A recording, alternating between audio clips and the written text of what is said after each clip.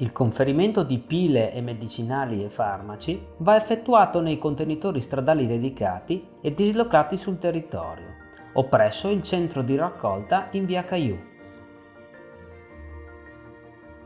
Si raccomanda di conferire tale tipologia di rifiuti priva di eventuali confezioni o imballaggi in carta, plastica o altri materiali riciclabili.